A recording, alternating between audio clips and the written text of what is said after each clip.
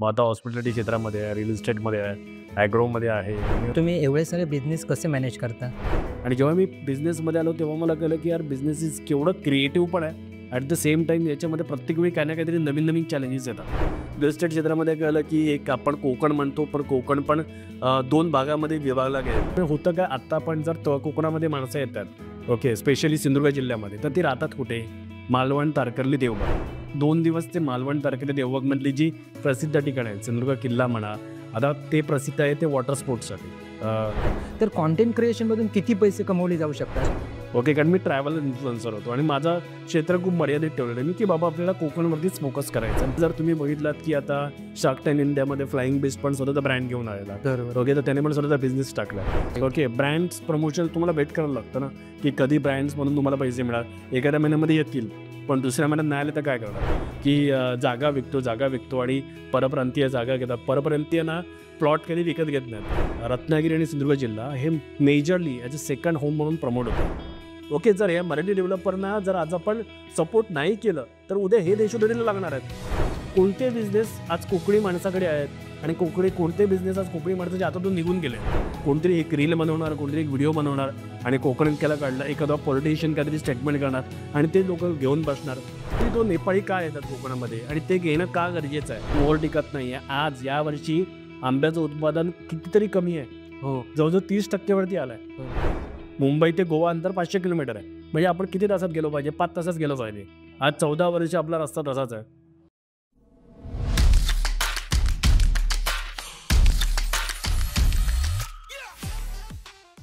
नमस्कार दादा. नमस्कार, तुमच्या या पॉडकास्टमध्ये मनापासून स्वागत आहे. धन्यवाद. आज तुम्ही कोकणातील खूप मोठे एंटरप्रेन्योर, इन्फ्लुएन्सर आहात.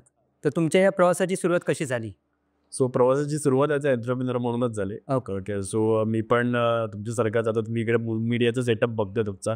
सो मी पण आधी एक्सेंचर सारख्या कंपनीमध्ये कॉर्पोरेटमध्ये जॉब केला आणि त्यानंतर मग मी मीडियामध्ये आलो. So I started as a editor, नंतर मग ॲज अ असोसिएट डायरेक्टर झालो, मग एक्झिक्युटिव्ह प्रोड्युसर झालो. सो जवळजवळ 7-8 वर्ष मी मीडियामध्ये काढली. वेगवेगळ्या प्रोजेक्ट्सवरती काम केलं, पण त्याच्यामध्ये मला कुठे ना कुठे असं वाटत होतं की एक सॅच्युरेशन येतं आहे आणि सुरुवातीला आपल्याला असं वाटतं क्रिएटिव्ह फील्ड आहे, पण जेव्हा ते मोनोटोनस होतं, ओके, सो त्यावेळी मग बोरिंग व्हायला लागतं. ओके, सो मी पण थोडा ब्रेक बघत होतो. यूट्यूब स्टार्ट करण्याच्या आधी आय ट्राईड माय हँड 2-3 बिझनेसेसमध्ये, पण असं खूप काही सक्सेस मिळालं नाही त्याच्यामध्ये. डिसेंट सक्सेस मिळत होतं, चांगले चालले होते बिझनेसेस. ओके, आणि त्याच्यामुळे यूट्यूब जेव्हा स्टार्ट केला तेव्हा पण त्याचा उद्देश क्लिअर होता की बाबा याच्यातून काहीतरी पैसे मिळवण्याचं माध्यम जर आपल्याला क्रिएट करता आलं तर नथिंग लाईक इट. ओके, आणि त्याच अनुषंगाने मग यूट्यूबची सुरुवात झालेली. ओके, आणि त्यानंतर मग हळूहळू यूट्यूब, त्यानंतर मग मल्टिपल आपल्या प्रगत ॲग्रो म्हणा, प्रगत रिलेटी म्हणा, प्रगत हॉस्पिटॅलिटी म्हणा, या कंपनीचं फॉर्मेशन केलं. मग आता हॉस्पिटॅलिटी क्षेत्रामध्ये आहे, रिअल इस्टेटमध्ये आहे, ॲग्रोमध्ये आहे आणि अजूनसुद्धा थोडी कामं चालू असतात. अच्छा, पण तुम्ही एवढे सारे बिझनेस कसे मॅनेज करता? मला असं वाटतं ते मला गॉड गिफ्ट म्हणावं लागेल. ओके, कारण मी नेहमीच मल्टीटास्कर होतो. ओके, आणि जर तुम्हाला पण माहिती आहे, जर तुम्ही मीडियामध्ये आहात, जर तुम्ही ॲज अ एक्झिक्युटिव्ह प्रोड्युसर म्हणून काम करता, okay, so I did it almost for 2.5 year very successfully. आणि त्याच्यामध्ये तुम्हाला मल्टीटास्किंग करावीच लागते. ओके, की तुम्हाला शेड्युलिंग पण करायचं आहे, तुम्हाला सगळे सेटवरती जे आपले जे आर्टिस्ट येणार त्यांना कोऑर्डिनेशन करायचं आहे त्यांचं, त्याच्यावर पूर्ण सेट सांभाळायचा असतो. बरं, सो तो एक्सपिरियन्स मला ऑलरेडी होता. आणि म्हणजे मल्टीटास्किंगबद्दल म्हणाल ना तर हेच आहे की मला हे खूप आधी कळलं आहे की आपण एकट्याने काही होऊ शकत नाही. ओके, सो आपल्याला एक टीम क्रिएट करावी लागते. सो आज पण असं नाही आहे की मी काम करतो, भरपूर काम करतो, पण असं नाही आहे की खूप ताण येऊन काम करतो आहे. ओके, डोक्यावरती खूप दबाव आहे, अरे हे आहे ते आहे. ओके, आज आपली जवळजवळ नाही म्हणता 8 जणांची टीम आहे. ओके, ऑफिस आहे प्रॉपर. ओके, सो ऑफिसमधून मॅनेजर आहे, त्यांच्या हाताखाली वेगवेगळे टीम्स आहेत, तर त्यांच्या अनुषंगाने ते सगळं कामं चालतात. ओके, आणि त्याशिवाय मग 4 वर्षापूर्वी माझं लग्न झालं. ओके, सो माझी वाईफ आधी महिंद्रा अँड महिंद्रामध्ये जॉब करत होती. सो आफ्टर 2 years शी ऑल्सो क्विट. ओके, सो आता ती पण भरतीला आहे. सो ऑपरेशन्स आणि अकाउंट्स वगैरे ती हँडल करते. सो प्रत्येकाला प्रत्येकाची रिस्पॉन्सिबिलिटी दिलेली आहे आणि ते चांगल्या प्रकारे त्यांची रिस्पॉन्सिबिलिटी फुलफिल करतात आणि मग काय एवढं वाटत नाही. आपण मल्टिपल गोष्टी करू शकतो, काही हरकत नाही. ओके, पण तुम्हाला स्टार्टिंगपासूनच क्लिअर होतं की तुम्हाला बिझनेस करायचं आहे की इव्हेंच्युअली तुम्ही आलात बिझनेसमध्ये?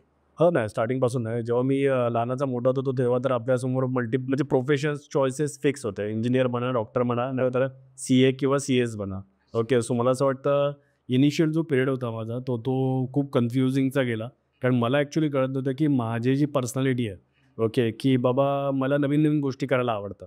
ओके, जॉब करून मला त्या कधीच करता आल्या नसत आणि त्यामुळे मी जॉब करताना खूप बोर व्हायचो. ओके, म्हणजे असं नव्हतं की मी खूप सक्सेसफुल होतो. हे सगळ्या जॉबमध्ये मी Accentureमध्ये पण काम केलं. So one of the top performer होतो तिथे पण. ओके, सरको म्हणजे ट्रान्सयुनियन म्हणून कंपनी तिकडे पण परफॉर्मर होतो. मीडियामध्ये पण तेच होतं. ओके, कारण मी फटाफट ग्रोथ अचीव्ह केली. ॲज अ एडिटर म्हणून काम केलं. मग असिस्टंट डायरेक्टर, असोसिएट डायरेक्टर, मग एक्झिक्युटिव्ह प्रोड्युसर.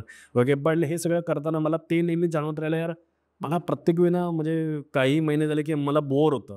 ओके, मला काहीतरी नवीन चॅलेंज लागतं आणि ते मला खूप अट्रॅक्ट करतं. ओके, सो मला ते कळत होतं की बाबा मी कुठे काय करू, की मला हा जो मला एक जो बोर्डम आहे माझा, ओके, किंवा माझी ही नवीन-नवीन काहीतरी करण्याची जी माझी इच्छा होत राहते, ओके, तर ती कशी फुलफिल करू? मला आत्ता नंतर हे रिअलाईज झालं, जेव्हा मी ॲक्सिडेंटली बिझनेसमध्ये आलो. ओके, कारण मी मीडियामधून ब्रेक घेतलेला आणि I was trying to figure out की काय करायचं? आणि जेव्हा मी बिझनेसमध्ये आलो, तेव्हा मला कळलं की यार बिझनेस इज केवढं क्रिएटिव्ह पण आहे. ॲट द सेम टाईम याच्यामध्ये प्रत्येक वेळी काही ना काहीतरी नवीन-नवीन चॅलेंजेस येतात. अरे मला नवीन-नवीन सोल्युशन्स काढायला लागतात. पण तोच बिझनेस असतो. पण जर समजा आता तुम्ही वेगळ्या एरियामध्ये आता लाईक जे माझं मालवणमध्ये विला आहे. ओके, सो मालवणची एक वेगळी गणित आहेत टुरिझमची. ओके, तिकडे जवळजवळ 4 महिने पावसाळ्यामध्ये टुरिझम बंद असतो. 8 महिन्याचा टुरिझमचा बिझनेस आहे. तर त्याच्यामध्ये ते प्रत्येक महिन्यामधले चॅलेंजेस वेगवेगळे आहेत. दिवाळीमध्ये म्हणा किंवा एप्रिल मेमध्ये म्हणा मोठ्या प्रमाणात लोकं येतात. बाकीच्या वेळी एवढ्या मोठ्या प्रमाणात लोकं येत नाहीत. पण ते एका पर्टिक्युलर समजा इव्हेंट असेल, आता बरडदेवीची यात्रा आहे, तर त्या इव्हेंटला येणार. मग त्याच्या दृष्टीने आपण कसं मार्केटिंग करणार, लोकांना कसं अट्रॅक्ट करणार. पण त्याशिवाय मग मी कर्जतमध्ये पण आलो. तर कर्जतमध्ये फार्म हाऊस आहे एक आपला, एक विला आहे. तर मग कर्जतचा सगळा जो बिझनेस आहे तो वेगळा आहे. ओके, सो तो वीकेंडचा बिझनेस जास्त आहे. ओके, सो तिकडे पावसाळ्यामध्ये डाऊन असतो कोकणामध्ये बिझनेस, तर कर्जतमध्ये पावसाळ्यामध्ये तो पीक करतो. एक करता. ओके, सो हे वेगवेगळे प्रत्येकाचे बिझनेस चॅलेंजेस आहेत. ओके, सो ते खूप अट्रॅक्टिव्ह वाटत जातं. ओके, रिअल इस्टेट क्षेत्रामध्ये आलो, त्यानंतर मग रिअल इस्टेट क्षेत्रामध्ये कळलं की एक आपण कोकण म्हणतो, पण कोकण पण 2 भागामध्ये विभागला गेलेला आहे, की आता मी महाराष्ट्रातला कोकण म्हणतोय. एक आहे तो आपला तळकोकण, म्हणजे रत्नागिरी आणि सिंधुदुर्ग जिल्हा. बरोबर. ओके, आणि दुसरा आहे तो आपला MMR region, Mumbai metropolitan region म्हणा. मुंबई, नवी मुंबई, ठाणे, पालघर, ओके, आणि रायगड. ओके, सो याचा जर तुम्ही अभ्यास केला तर हा मोस्टली अर्बन एरिया आहे. ओके, सो त्याचं रिअल इस्टेटची गणितं वेगळी आहेत. रत्नागिरी आणि सिंधुदुर्ग जिल्ह्यामधल्या रिअल इस्टेटची गणितं वेगळी आहेत. सो याच्यामध्ये अभ्यास करायला पण मला प्रचंड आवडतं. ओके, आणि त्याच्या अनुषंगाने मग तुम्हाला त्याच्यामध्ये बिझनेसमध्ये काय वेगळं करता येतं. सो ते नेहमीच चॅलेंजिंग आणि इंटरेस्टिंग वाटत राहतं. सो मी तर ते म्हणजे भरपूर एन्जॉय करतो त्याच्या बाबतीत. ओके. कोकणात बिझनेस करणं किती चॅलेंजिंग आहे, खास करून हॉस्पिटॅलिटी, कारण ते सर्व्हिस बिझनेस आहे. तर त्याच्यामध्ये कस्टमरचे रिव्ह्यूज वगैरे मॅटर करतात. हां. तर काय चॅलेंजेस आहेत त्यामध्ये? बघा आता जनरली आता मी जेव्हा बघतो की रत्नागिरी आणि सिंधुदुर्ग जिल्ह्याबद्दल मी बोलेन, तळ कोकणाबद्दल. कारण कोकणाबद्दल आपण जेव्हा म्हणतो तेव्हा. सो याच्यामध्ये जर आपण ओव्हरऑल बघितलं ओके, सो काही-काही पॉकेट्स क्रिएट राहिली आहेत. ओके, त्या पॉकेट्समध्ये जाऊन जर तुम्ही टुरिझमचा बिझनेस करताय, so then it's worth it. Okay, आता लाईक माझं गाव आहे सिंधुदुर्ग जिल्ह्यातील देवगड आणि देवगडमध्ये मिडबाव. ओके, तर मिडबावमध्ये आज असं काही इन्फ्रास्ट्रक्चर नाही आहे, काही पॉईंट्स नाही आहेत. ओके, आज जर लोकं राहायला आली तर त्यांना जेवणाची चांगली रेस्टॉरंट्स अवेलेबल नाही आहेत. ओके, सो आपल्याला हे जे लोकल इन्फ्रास्ट्रक्चर आहे, याचा पण प्रचंड विचार करावा लागतो. त्याच्यामुळे होतं काय, आत्ता पण जर कोकणामध्ये माणसं येतात, ओके, स्पेशली सिंधुदुर्ग जिल्ह्यामध्ये, तर ती राहतात कुठे? मालवण, तारकर्ली, देवबाग. तिथे ते स्टे करतात. तिथून ते 2 दिवस ते मालवण, तारकर्ली, देवबागमधली जी प्रसिद्ध ठिकाणं आहेत, सिंधुदुर्ग किल्ला म्हणा, आता ते प्रसिद्ध आहे ते वॉटर स्पोर्ट्ससाठी. मालवण, तारकर्ली, देवबाग हा प्रदेश. तर ते 1 दिवस त्यांचा वॉटर स्पोर्ट्समध्येच जातो. नंतर मग आपले सुवर्ण गणेश मंदिर म्हणा, ओके, किंवा अजून जे पॉईंट्स आहेत ते तिथे कव्हर केल्यानंतर 1 दिवस ते देवगड फिरायला येतात. मग त्याच्यामध्ये ते श्रीदेव कुणकेश्वरला भेट देणार, विजयदुर्ग किल्ल्याला जातात काही-काही. ओके, सो असे जी मंदिरं आहेत, ओके, त्यांना भेट देणार. 1 दिवस ते वेंगुर्ला साईडला जातील. पण त्याचा जो बेस आहे, हा मालवणच राहतो. म्हणजे ते येतात आणि 4 दिवस मालवणमध्येच राहतात. याचं रिझन काय आहे, की मालवणमध्ये त्यांना सगळ्या फॅसिलिटीज मिळून जातात. म्हणजे त्यांच्या राहण्यासाठी त्यांना वेगवेगळे ऑप्शन्स आहेत. प्लस त्यांना जेवणासाठी पण वेगवेगळे ऑप्शन्स आहेत. आज बरीचशी प्रसिद्ध जी रेस्टॉरंट्स आहेत, ओके, सो आपला आशा लंच होम म्हणा किंवा चैतन्य म्हणा किंवा बांबू म्हणा, ही सगळी मालवणमध्ये आहेत. त्यांची एक प्रसिद्धी झालेली आहे. सो लोकांना मग ते कम्फर्टेबल वाटतं आणि तिथून सगळीकडे अपडाऊन करणं. तर हे जे छोटे-छोटे पॉईंट्स आहेत ना, हे आपण समजून घेतले पाहिजेत, की बाबा लोकं राहण्यासाठी कुठे प्रिफर करतात. जिथे ते राहणार तिथेच ते खाणार. ओके, आज जर मी माझ्या गावामध्ये मी पण होमस्टे सुरू केला, पण तो होमस्टे आहे. ओके, आणि याची जी गणितं आहेत हॉस्पिटॅलिटीची, ती ऑक्युपन्सीवरती डिपेंड असतात. आता ऑक्युपन्सी म्हणजे काय, की बाबा समजा माझा एक मी विला आहे. ओके, सो तो विला 365 डेज तर अवेलेबल आहे. पण तो किती दिवस ऑक्युपाय होणार, ते तू 100 दिवस होणार, 120 दिवस होणार, 60 दिवस होणार. जर तो ऑन अन ॲव्हरेज 100 डेजच्या वरती ऑक्युपाय होतोय, so it's a good business. Okay, मग त्याच्यामध्ये बाकीची गणितं पण आपल्याला बघावी लागतात, की बा तुम्हाला फुल टाईम त्याच्यामध्ये एक तुम्हाला माणूस ठेवायचा आहे, जो केअरटेकर असतो. ओके, जर तुम्ही जेवणाची सोय करताय, तर मग तुम्हाला पूर्णच तामझाम ठेवावं लागेल. बरं, ओके. सो या सगळ्याचा प्रॉपर तुम्हाला कॅल्क्युलेशन्स करावं लागेल आणि तुम्हाला हॉस्पिटॅलिटी क्षेत्रामध्ये यायचं आहे, तर तुम्हाला या सगळ्याचा अभ्यास करावा लागेल, की बाबा तुम्हाला जे तिकडचे लोकल एंटरप्रिन्युअर आहेत, जे स्वतः रिसॉर्ट चालवतात, त्यांच्याशी तुम्हाला बोलावं लागेल. आता मला याचा फायदा झाला कारण मी कंटेंट क्रिएटर होतो. मी बऱ्याच जणांची मार्केटिंग करायचो. सो त्या दरम्यान मी बऱ्याच जे आपले रिसॉर्टवाले आहेत, होमस्टेवाले आहेत, वॉटर स्पोर्ट्सवाले आहेत, तर त्यांच्याशी गप्पा मारायचो. मी जाणून घ्यायचो कारण मला स्वतःला बिझनेसमध्ये इंटरेस्ट होता. मला कळत होतं की बाबा त्यांचे प्रॉब्लेम्स काय आहेत. ओके, त्यांना काय-काय चॅलेंजेस फेस होतात, की बाबा 4 महिने जेव्हा पावसाळ्यामध्ये तळकोकणातलं पर्यटन प्रॉपर बंद होतं. ओके, मग त्यावेळी त्यांचे एम्प्लॉईज निघून जातात. तर तेच 4 महिने तर काय खिशातून पगार देऊ शकत नाहीत. मग त्यानंतर मग 4 महिन्यानंतर मग जेव्हा सप्टेंबर-ऑक्टोबरला एम्प्लॉईजची गरज असते, ओके, त्यावेळी ते मिळत नाहीत त्यांना. सो लेबरचे बरेच मोठे इश्यूज आहेत. लोकल वरती डिपेंड राहून हॉस्पिटॅलिटी बिझनेस करणं थोडं चॅलेंजिंग आहे. तर कारण हा 24/7 बिझनेस आहे. लोकं रात्री पण डिमांड करतात 11:30-12 वाजता. त्यांच्या वेगवेगळ्या डिमांड असतात. मग त्या फुलफिल करणं लोकल व्यक्तीला डिफिकल्ट होतं कारण त्याला घरी जायचं असतं. ओके, त्याचं पण कुटुंब आहे. ओके, आपले जे वेगवेगळे सण आहेत त्याच्यामध्ये त्याला पार्टिसिपेट करायचं असतं. मग ते चॅलेंजिंग होतं. सो हा खूप दुरून खूप छान वाटतं कोकण आणि पर्यटन. ओके, पण ॲज अ बिझनेस म्हणून इट्स व्हेरी चॅलेंजिंग. ओके, आणि तुम्हाला याच्यात वेगवेगळे कॅल्क्युलेशन्स करून सगळा प्रॉपर अभ्यास करूनच या फील्डमध्ये आलात तर उत्तम आहे, असं मी तर सांगेन. तुम्ही कंटेंट क्रिएशन कधी चालू केलेलं आणि कंटेंट क्रिएशनचं तुम्ही तुमच्या बिझनेससाठी कसा वापर करताय? हां. त्याबद्दल जरा सांगा. सो बघा, मी कंटेंट क्रिएशन सुरुवात करून झाली 7 वर्ष. ओके, सो 7 वर्षापूर्वी जेव्हा मी सुरुवात केलं, तेव्हा मी नवीन-नवीन फ्रेश मीडियामधून आलेलो होतो. सो तुम्ही पण मीडियामध्ये काम करता मला माहिती आहे. सो आपल्या डोक्यामध्ये थोडं डॉक्युमेंटरी, शॉर्ट फिल्म्स असे काहीतरी कॉन्सेप्ट असतात. पण मी सुरुवातीला कसं त्यावेळी मी जॉब करत होतो. जॉब करता मी सुरू केलेलं. ओके, सो पार्ट टाईम तेव्हा मी कोटकमध्ये काम करायचो आणि त्याचबरोबर कारण मी पण एक्सप्लोर करत होतो, की काय करू शकतो म्हणून. ओके, सो ते करता मी सुरुवात केली तेव्हा मी 1-2 सुरुवातीला ना डॉक्युमेंटरी काइंड ऑफ ट्रेकिंगवरती व्हिडिओज बनवलेले. ओके, कारण तो खूपच इनिशियल पिरियड होता. एवढं काय आत्ता जसं एक्सपोजर आहे YouTubeवरती कसे व्हिडिओ बनवायचे, काय करायचं, तेव्हा तर म्हणजे बेसिक आपण फोनवरती एकदम व्हिडिओ बनवायचो. ओके, सो त्यामुळे पहिले 1-2 वर्ष असंच टाईमपास महिन्यातून एखाद व्हिडिओ असं आणि नंतर जवळजवळ 1 पावणे 2 वर्षानंतर चॅनल मॉनिटाईज झालं. ओके, आणि त्यानंतर त्या दरम्यान मी गावाला पण गेलो. सो गावातले मी काही व्हिडिओ बनवले होते माझ्या गावातले आणि ते लोकांना प्रचंड आवडले आणि एक अजून पण आठवतो काजू कारखान्याचा व्हिडिओ होता. ओके, सो इनिशियल पिरियड आता तर काजू कारखान्याचे बरेच व्हिडिओ आहेत. पण त्यावेळी नव्हता. मग त्यावेळी तो प्रचंड हिट जायला. नंतर जे फिश मार्केट्स होते, तर त्याचं लोकांना खूप अट्रॅक्शन होतं. रेसिपीजचं म्हणजे गावातल्या रेसिपीज त्याचं प्रचंड अट्रॅक्शन होतं. सो मग हे जे सगळे व्हिडिओज आहेत ना, याला खूप चांगला सक्सेस मिळायला लागला आणि असं म्हणू शकतो की 2 वर्षानंतर बऱ्यापैकी याच्यामध्ये ग्रूम व्हायला सुरुवात झाली. म्हणजे चॅनेल वाढायला सुरुवात झाली आणि असं म्हणू शकता मग 5 वर्ष तुम्ही म्हणू शकता ॲक्टिव्हली आहे आणि त्यानंतर मग मला खूप लवकरच मला शिफ्ट करायचं होतं, की एंटरप्रिन्युअरशिपवरती. पण मी मध्ये यूएसला पण गेलो माझ्या बहिणीकडे. मग व्लॉग वगैरे पण सुरू झाले. ओके, आणि त्या दरम्यान मग मी पहिल्यांदा जो बिझनेस केला तो खूप नॅचरल बिझनेस होता. कारण मी स्वतः देवगडचा आहे आणि देवगडचा असल्यामुळे माझे सगळे रिलेटिव्हज देवगडमधले आहेत. काका, मामा, आत्या. ओके, आणि या मोस्टली 50% लोकांच्या आंबा बागा आहेत. ओके, म्हणजे देवगडच्या हापूस आंब्याच्या. बरं, तर मी त्यांच्याकडूनच देवगडचा हापूस आंबा घेतला आणि आज मुंबई मध्ये किंवा MMR रिजनमध्ये म्हणा, मोठ्या प्रमाणात आपला सबस्क्रायबर बेस आहे. तर त्यांना ते आंबे आणून विकले. ओके, सो त्याच्यामध्ये पण चांगला सक्सेस मिळाला.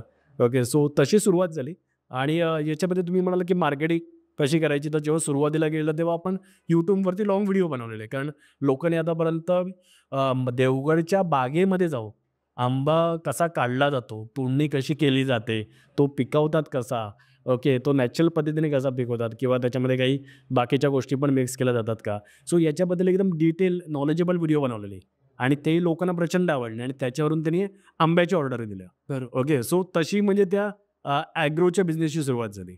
ओके, नंतर मग मी हे सगळं करत असताना मग मालवणला विला घेतला. मग त्यावेळी मग विलाचं म्हटलं विलातून हॉस्पिटॅलिटी फील्डमध्ये येऊया. मग त्याच दरम्यान आता Instagram पण मोठ्या प्रमाणात आलं. Okay, so then we started focusing on reels. मग रील्स शूट करायला सुरुवात केल्या. मग YouTube व्हिडिओ पण असतात, एक लाँग फॉर्मॅट व्हिडिओ ज्याच्यामध्ये आपण पूर्ण प्रॉपर्टी एक्सप्लेन करतो आणि मग वेगवेगळ्या प्रकारे अट्रॅक्टिव्ह आपण रील्स क्रिएट करतो. आणि त्या रील्सच्या माध्यमातून आता ज्या आपल्या मल्टिपल प्रॉपर्टीज आहेत, मालवणचा विला म्हणा, देवगडचा माझा होमस्टे म्हणा मेडबावचं, किंवा आपलं कर्जतमधला फार्म हाऊस विला, आणि अजूनसुद्धा कर्जतमध्ये माझ्याकडे काही मल्टिपल प्रॉपर्टीज आहेत त्यांच्या बुकिंग्स मी घेतो. ओके, सो याचं सगळं मोस्टली आता जे काम आहे ते रील्समधून आहे. तर आपण आता वेगवेगळे असे प्लॅटफॉर्म क्रिएट केले आहेत Instagramमध्ये, कारण माझा प्रायमरी प्लॅटफॉर्म आहे तो प्रगत लोके आहे, माझ्या वाईफचा आहे तो प्रेरणा लोके आहे. सो त्याच्याशिवाय आपला आता प्रगत हॉस्पिटॅलिटीचा वेगळा प्लॅटफॉर्म आहे. सो प्रगत रिॲलिटीचा आहे. तर प्रगत रिॲलिटी आता जवळजवळ एक यूट्यूबवरती एक 5,000 फॉलोअर आहेत. Instagramवरती 8,000 फॉलोअर झाले आहेत. ओके, सो असे आपण ते वेगवेगळे फॉर्मॅट क्रिएट केले आहेत आणि असं ट्रीट केलं आहे की these are different companies only. बरोबर. ओके, सो प्रगत लोके जे इंडिव्हिज्युअल चॅनल आहे ते वेगळं आहे. ओके, आणि ही जी कंपनीज आहेत वेगवेगळ्या आहेत, त्यांच्यासाठी ज्या कॉन्टेंटच्या रिक्वायरमेंट आहेत त्यांच्या मार्केटिंगच्या अनुषंगाने, तर तसं आम्ही कॉन्टेंट त्याच्यासाठी करतो. बरोबर. ओके, सो त्याच्यासाठी आता एक वेगळी टीमच क्रिएट आहेत. आपल्याकडे मल्टिपल एडिटर आहेत. काही एडिटर आहेत ते लाँग फॉर्मॅट कॉन्टेंट एडिट करतात, काही एडिटर आहेत ते शॉर्ट फॉर्मॅट कॉन्टेंट एडिट करतात.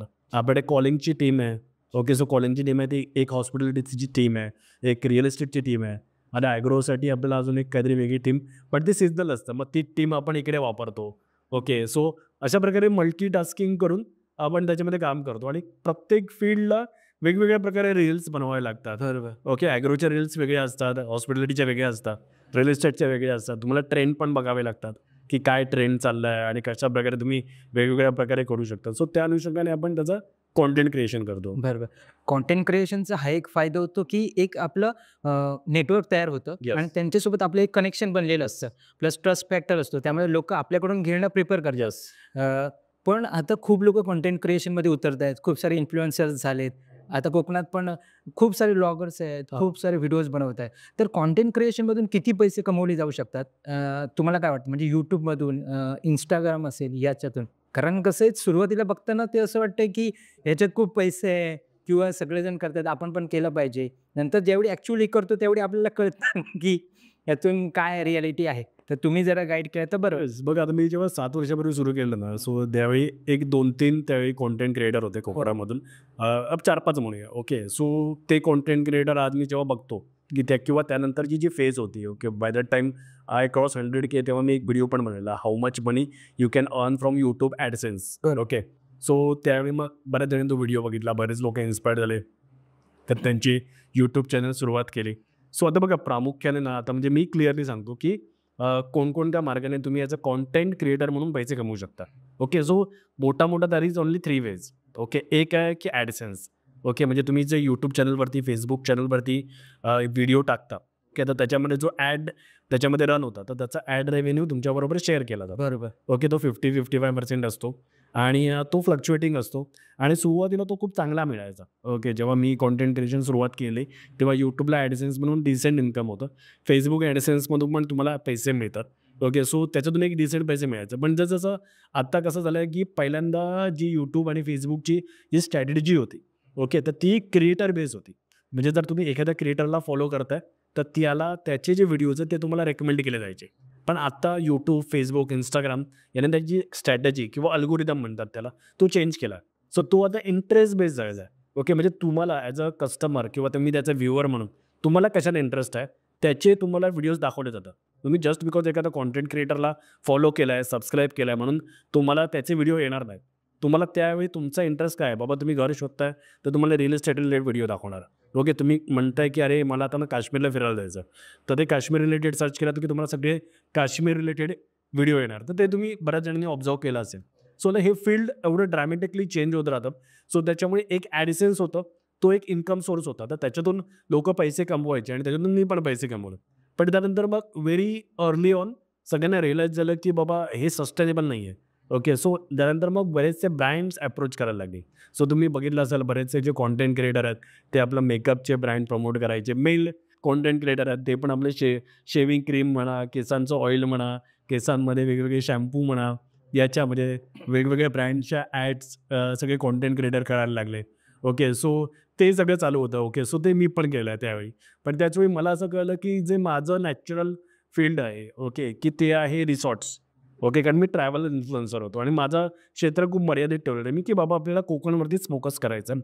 आपल्याला म्हणजे मी बाहेर पण ट्रॅव्हल करतो, पण त्याचा मी एवढा कमर्शियल विचार नाही करत. जेव्हा मला ट्रॅव्हल करायचं असेल, आता मी मेघालयला गेलेलो, US ला गेलो, लडाखला गेलो, तर तो काय कमर्शियल नाही. आय वॉन्ट टू ट्रॅव्हल आणि त्याचे मी व्हिडिओ बनवतो ते. कमर्शियल पद्धतीने जे मी आता कोकणावरती फोकस केला आहे, तर त्याच्यामध्ये मला कशासाठी बोलवलं जातं, तर वेगवेगळ्या रिसॉर्टसाठी बोलवलं जातं. मुंबईमध्ये मी जवळजवळ नाही म्हणता आता 40-50 रेस्टॉरंटचे व्हिडिओज बनवलेले आहेत. सो हे एक माध्यम आहे, की लोकं तुम्हाला म्हणजे वेगवेगळे जे ब्रँड्स आहेत किंवा जे वेगवेगळे बिझनेसेस आहेत, तर ते तुम्हाला कॉन्टॅक्ट करतात आणि ते तुम्हाला सांगतात, की आमचा बिझनेस तुम्ही प्रमोट करा. बरोबर. जर तो तुमच्या नॅचरल रेंजमध्ये येतोय, ओके, तर तुम्ही तो बिझनेस प्रमोट करू शकता. जसं आता मी फूड, ट्रॅव्हल आणि लाईफस्टाईल ब्लॉगर आहे. ओके, सो या दरम्यान जर मी एखाद्या रिसॉर्टचा व्हिडिओ बनवतोय किंवा रेस्टॉरंटचा बनवतोय, तर माझ्यासाठी खूप नॅचरल आहे ते. बरोबर. ओके, सो मग त्याचा मी एक ब्रँड प्रमोशन्स करतो आणि हे सगळं म्हणजे चालू होतं 2-3 वर्षापासून आणि लोकांना पण याच्यामध्ये पण कळायला लागलं, की आता याच्यामध्ये पण खूप सॅच्युरेशन येतं. ओके, की बाबा आता म्हणजे ब्रँड्स तेवढे पैसे देत नाही. बरेच कंटेंट क्रिएटर झाले आहेत. तेवढं त्यांची इच्छा नसते किंवा काही ब्रँड सुरुवातीला पैसे द्यायचे, ते आता देत नाही. थोडी इकॉनॉमिक स्लो डाऊन पण आहे. ओके, सो मला तर म्हणजे हे खूप आधी रिअलाईज झालेलं, पण लोकांना तर थोडं-थोडं आत्ता रिअलाईज होतंय ते. ओके, सो मी 3-4 इयर्स बॅक खूप कॉन्शियस डिसिजन घेतला, की ठीक आहे, आता जे ब्रँड्स आपल्याला अप्रोच करतात त्यांच्यावर आपण काम करायचं. But we need to create our own brands. Right. Okay, as a company म्हणून. ओके, कारण माझी त्यावेळी पण टीम होती. ओके, सो आम्ही त्यावेळेपासूनच आमचे वेगवेगळे ब्रँड जसं आता प्रगत हॉस्पिटॅलिटी आहे, प्रगत रिएलिटी आहे, प्रगत ॲग्रो आहे, प्रगत डिजिटल आहे, ओके, प्रगत फायनान्शियल आहे. ओके, तर हे वेगवेगळे ब्रँड क्रिएट करायला सुरुवात केली. म्हणजे काय, तर आम्हीच बिझनेस क्रिएट करायला सुरुवात केली. ओके, आणि आता हॉस्पिटॅलिटीचा बिझनेस आहे. आय एम नॉट डिपेंडंट की मला कोणीतरी अप्रोच करावा आणि त्यानंतर मग मी त्यांचं प्रमोशन करणार. Okay, and I earn money out of it. मी माझ्याच बिझनेसचं प्रमोशन करेन. मी माझाच बिझनेस ग्रो करेन. बरोबर. माझाच बिझनेस सुद्धा मोठा ग्रो झाला. सो मी जी मार्केटिंग आहे तर ती माझ्या बिझनेससाठीच करेन. आता जर तुम्ही बघितलात की आता शार्क टँक इंडियामध्ये फ्लाइंग बिस्ट पण स्वतःचा ब्रँड घेऊन आलेला. बरोबर. ओके, तर त्याने पण स्वतःचा बिझनेस टाकलाय. So now this is a future. Okay, आता तर तुम्ही आता बरेचसे कॉन्टेंट क्रिएटर आहेत. आता सध्या रणवीर अलाहाबादी आहे म्हणून कॉन्ट्रोवर्सी बरेच चालू आहे. पण तुम्ही जर त्याचा बिझनेस मॉडेल जर बघितला तर त्याचा बिझनेस मॉडेल काय आहे? So basically he is doing podcast. पण पॉडकास्ट तो काय करतोय की तो स्किलशेअर म्हणून त्याची कंपनी आहे. त्याच्यातून तो पॉडकास्ट आहे त्यातील कसे करायचे त्याचं ट्रेनिंग देतो आणि he charge money for it right. आणि he earns money out of it. त्याची जी एक मॉन्क म्हणून कंपनी आहे, मॉन्की म्हणून. तर ते त्या ज्या कंपनीमधून ते काय करतात की वेगवेगळे जे कॉन्टेंट क्रिएटर आहेत त्यांना ते मॅनेज करतात. त्या कॉन्टेंट क्रिएटरना ते ब्रँड्स बरोबर कनेक्ट करून देतात आणि they are the money out of it in between. Okay, so that is pure agency kind of work. So they are जे बिग ज्यांना खूप आधी कळलेलं आहे की बाबा जे आधीची जे मॉडेल्स होते ॲडसेन्स नॉट सस्टेनेबल. आता ॲडसेन्स म्हणून खूप पैसा मिळत नाही. राईट. ओके, ब्रँड्स प्रमोशन तुम्हाला वेट करायला लागतं ना, की कधी ब्रँड्स म्हणून तुम्हाला पैसे मिळाल. एखाद्या महिन्यामध्ये येतील, पण दुसऱ्या महिन्यात नाही आले तर काय करणार? तिसऱ्या महिन्यात नाही आलं तर काय करणार? किंवा ब्रँडचं बरंच असतं की बाबा तुमच्यामध्ये काही कॉन्ट्रोवर्सी झाली, तुमचे व्ह्यूज डाऊन आहेत, so they will not approach you, they will not pay you good money. Okay, so ते पण एक डिपेंडेबल नाही आहे. त्याच्यामध्ये खूप इनकन्सिस्टन्सी आहे. ओके, सो मग आता काय करायचं मग याच्यामधून? तर तुम्ही स्वतःचे बिझनेस क्रिएट केला तर तुमचा बिझनेस आहे ना. You can earn money out of it. पाहिजे तेवढी मार्केटिंग करा त्याची आणि त्याच्यातून तुम्ही एक कन्सिस्टंट रेव्हेन्यू जनरेट करा. Okay, so these are majorly 3 ways to earn money आणि माझ्यासाठी तर म्हणाल तर best way is to earn money is create your own business and focus on that business आणि तो तुमच्या कॉन्टेंट क्रिएशन बरोबर कनेक्टेड पाहिजे. राईट. ओके, जर मी आज उद्या शॅम्पूचा बिझनेस करायला गेलो, कारण मला आता फॉलोअर्स आहेत. यूट्यूबला 3.5 लाख, फेसबुकला 3.5 लाख, इंस्टाग्रामला. पण प्रगत लोकांसाठी शॅम्पूचा किंवा ब्युटी प्रॉडक्टचा काही संबंध आहे. कारण मी आयुष्यामध्ये स्वतः कधी क्रीम लावलं नाही. उन्हातान्हात आपण फिरलेली माणसं आहोत, गड किल्ल्यांवरती ट्रेक केलेली माणसं आहोत. मीडियामध्ये आपण कसं काम केलेलं आहे ते आपल्या सगळ्यांना माहिती आहे. तर क्रीमचा आणि शॅम्पूचा माझा काही संबंध नाही आहे. ओके, माझा कशाशी संबंध आहे? माझा ट्रॅव्हलशी संबंध आहे ना. सो मी हॉस्पिटॅलिटी इंडस्ट्रीमध्ये काम करेन. भले तेवढं त्याच्यामध्ये चॅलेंजेस आहेत. ओके, पण ती मला इंडस्ट्री कळते तरी आणि जे माझे सबस्क्रायबर आहेत they want to travel basically. तर त्यांच्यासाठी ते मग चांगली ऑपॉर्च्युनिटी होते. आता माझे जे मेजॉरिटी जे व्ह्युअर्स आहेत त्याच्यातले तुम्ही म्हणू शकता 50 ते 60% कारण आपल्याला डेटा कळतो आणि data is the new oil असं म्हणतात. तर ओके, तर आज आपण आपल्या डेटा जाऊन बघू शकतो. आज म्हणजे 50 ते 60% जे सबस्क्रायबर आहेत ते MMR रिजनमधले आहेत. एक 20-22% तुम्ही म्हणू शकता PMR रिजनमध्ये आहेत आणि बाकी ऑल ओव्हर महाराष्ट्रामधले आहेत. ओके, सो मी भले फेमस असेल कोकणातला यूट्यूबर म्हणून, पण व्ह्युअर्स कुठे आहेत? ते तर सगळे सिटीजमध्ये बसलेले आहेत. आता हे सगळे सिटीजमध्ये बसलेल्या लोकांना काय कशाची गरज आहे? म्हणजे ते कोकणामध्ये एकतर फिरायला जातात किंवा ते कोकणातलेच आहेत, पण कोकणामध्ये त्यांना त्यांचं जे सामायिक घर आहे त्याच्यामध्ये काही वाद असतील किंवा छोटी-छोटी खोली मिळते त्यांनाही, तर त्यांना ते तसं नको आहे की बाबा त्यांना स्वतःचं एक घर हवं आहे कोकणामध्ये. सामायिक घर असू दे, पण त्याच्यावर त्यांना एक सेपरेट घर हवं. तर हे मला खूप आधी रिअलाईज झालं की बाबा हा एक चांगली कॅटेगरी आहे, लोकांना त्याच्यामध्ये चांगला इन्फॉर्मेशन मिळत नाही आहे. ओके, सो मोस्ट प्रोबब्ली आता मी कन्स्ट्रक्शनमध्ये पण येतोय की लोकांना, आता मी पहिल्यांदा प्लॉटिंगचे प्रोजेक्ट्स प्रमोट करायचो, त्यांची मार्केटिंग करायचो.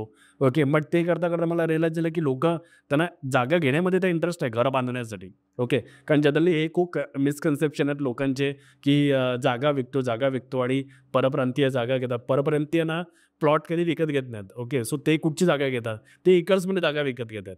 ओके, डोंगरचे डोंगर विकत घेतात आणि त्यांची गणितव्य वेगळीच आहेत. ओके, आपली जी माणसं आहेत ते प्लॉट विकत घेतात घर बांधण्यासाठी.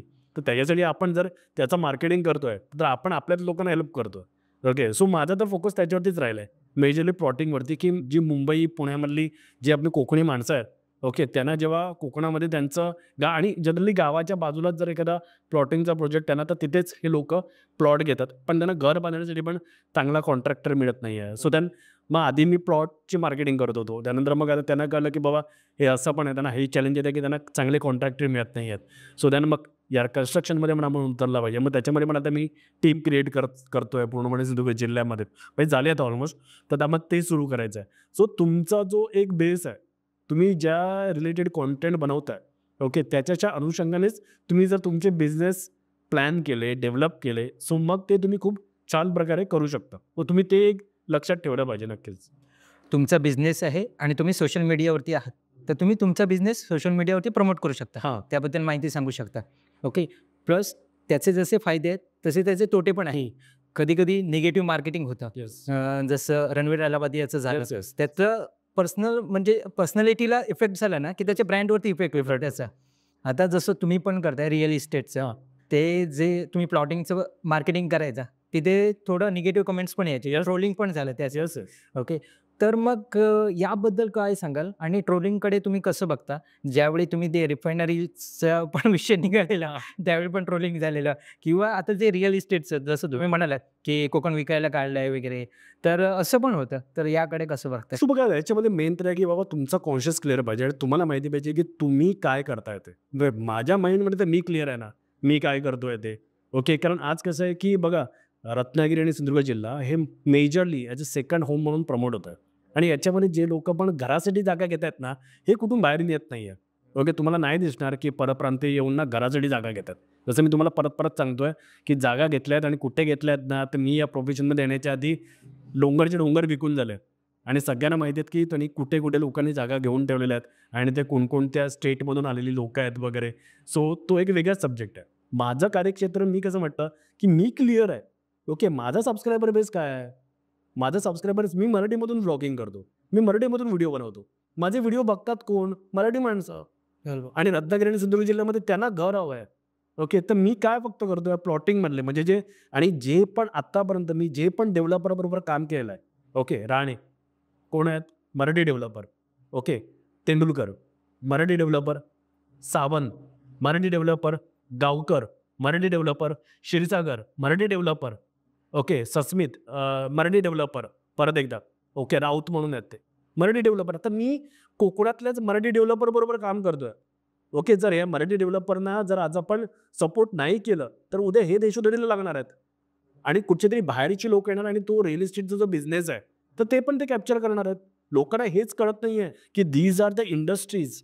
ओके, ज्याच्यामध्ये आज जरी कोकणी माणूस टिकून आहे, जर तो कोकणी माणूस त्याच्यातून पण बाहेर पडला तर कोण ना कोणतरी त्याच्यामधून आज तुम्ही बिल्डिंग मटेरियल सप्लाय हा जो बिझनेस आहे, तुम्ही कोकणात जाऊन बघा. तुम्ही लोकांना अजून सुद्धा आता त्या एक ज्या कल्पना आहेत ना, ज्या आपल्या एकदम आयडियलिस्टिक कल्पना आहेत, समुद्र, कोकण, गाव, त्या आहेत. पण त्याच्याबरोबर आत्ता जमिनीवरती काय चाललं, याचा पण अभ्यास केला पाहिजे ना.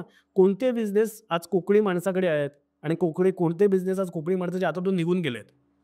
आता जे आहेत ते तर टिकवा. जे निघून गेले ते गेले. बिल्डिंग मटेरियल सप्लाय तुमच्या हातात आहे का? कोणती म्हणजे एक कास्ट आहे, ओके, जी नॉन महाराष्ट्रीयन आहे. ओके, ती आता त्याच्यामध्ये आहे बिल्डिंग मटेरियल सप्लायमध्ये. त्यांना तुम्ही आज डॉमिनेट करूच शकत नाही. They are dominating each and every building material supply. जो कोकणी माणूस आहे त्याला ते डॉमिनेट करतात. कारण ते ॲज अ कम्युनिटी म्हणून काम करतात. आणि मला त्यांचा राग येत नाही, मला त्यांचा द्वेष येत नाही. कारण मला दिसतंय की बाबा त्यांनी बिझनेस डेव्हलप केला. ॲज अ कम्युनिटी म्हणून ते कमीच असतील ना, ते काय मेजॉरिटीमध्ये नाही आहेत. बरोबर. ते किती असतील? 50 असतील, 100 असतील. बट ॲज अ कम्युनिटी म्हणून ते एकत्र आले आणि आपण काय करतो, दुसऱ्याने शिव्या घालतो. आज मराठी डेव्हलपर तिथे आहेत. ओके, आज आपण क्रेडाईसारखी कंपनी संस्था आहे आपली, क्रेडाई सिंधुदुर्ग. लोकांना काही माहिती नाही की क्रेडाई म्हणजे काय आहे. क्रेडाईचं जे दादरला आता माझं जस्ट बोलणं झालं, क्रेडाईचे जे प्रमुख आहेत त्यांच्याबरोबर आता दादरला मोठी हे एक्झिबिशन होणार आहे. तर त्याच्यामध्ये तुम्ही येऊन बघा ना, कोण आहेत, सगळे मराठी आपले डेव्हलपर आहेत. त्याच्यामध्ये येणारे कोण आहेत, पूर्ण मुंबईतून सगळे मराठी लोकं येतात आणि ज्यांना स्वतः घर बांधायचं तर तिथे ते जाऊन घर बांधतात. मग आज या मराठी डेव्हलपरना आपण सपोर्ट नाही करणार का? माझा खूप कॉन्शियस क्लिअर आहे, की बाबा मी मराठी डेव्हलपरना सपोर्ट करतोय, त्यांच्याबरोबर काम करतोय, ते माझ्याबरोबर काम करतात बिकॉज त्यांना कळतंय की बाबा हा मराठीमधून व्हिडिओ बनवतोय. ह्याचा जो सबस्क्रायबर बेस आहे तो मुंबई आणि पुण्यामध्ये आहे. आपण आपले जे कस्टमर आहेत त्यांचे कस्टमर सगळे मुंबई आणि पुण्यामध्ये बसले. जे कोकणामध्ये राहायचे, कोकणामधून ते जॉब करण्यासाठी मुंबईत आले आणि त्यांना असं आता एक एक स्टँडर्ड ऑफ लिव्हिंग हवं आहे कोकणामध्ये. जेव्हा ते रिटायरमेंट होऊन जेव्हा राहायला येतील तेव्हा. सो ही जी गणित आहे, जी आता मला कधी बोलता येत नाहीत माझ्या व्हिडिओमधून. आता पॉडकास्टमध्ये आलो म्हणून आता मी स्पष्टपणे बोलू शकतो. बरोबर. ओके, आता ह्या ज्या गोष्टी आहेत, ह्या कधी लोकांना कळणार?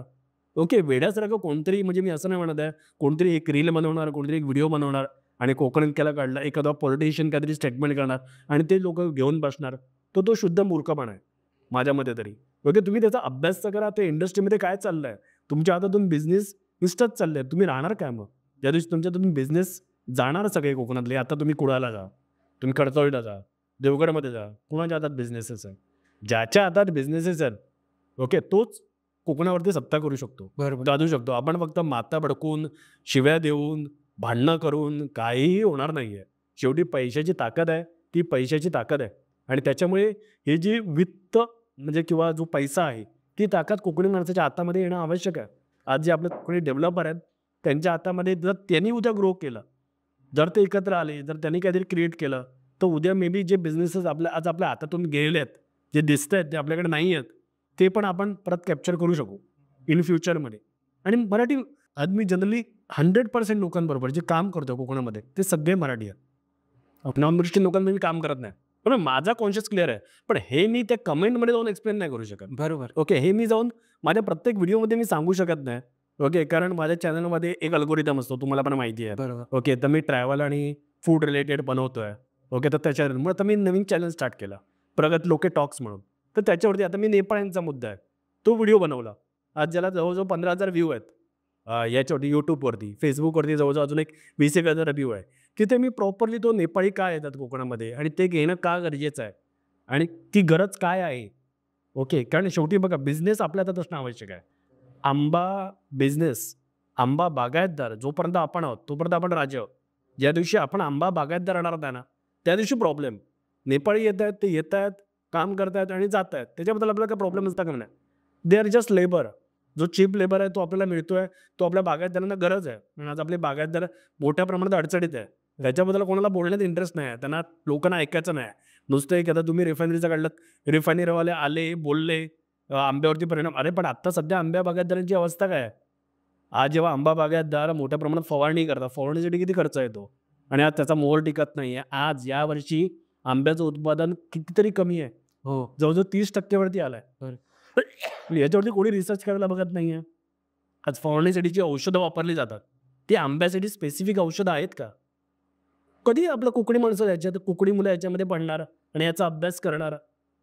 कधी आपण आपल्यासाठी जी औषधं लागणार आहेत आंब्यासाठी, ती कधी कोण डेव्हलप करणार? कधी त्याची कोणतरी फॅक्टरी टाकणार? औषधाची जी सगळी हे येतात म्हणजे जी औषधांची जे प्रोडक्ट्स येतात, त्यांच्या मागे जाऊन बघा. मॅन्युफॅक्चरर कोण? सांगली, कोल्हापूर, आंध्र प्रदेश, गुजरात, इथे सगळे औषधांचे मॅन्युफॅक्चरर आहेत. कोकणामध्ये औषधं वापरली जाणार आंब्यासाठी, त्याच्यासाठी औषधच नाही, एकतर आंब्यासाठी. म्हणजे आंबा स्पेसिफिक. आपण जी औषधं वापरतो ती कसली वापरतो? भाजीपाल्याची औषधं, ती आपण आंब्यावरती मारतोय. बेबी कीटक बिटक जरा मरतील, मोर सर्वाईव्ह होईल आपल्याला. त्याच्याबद्दल काही संशोधनच नाही कोणाचं.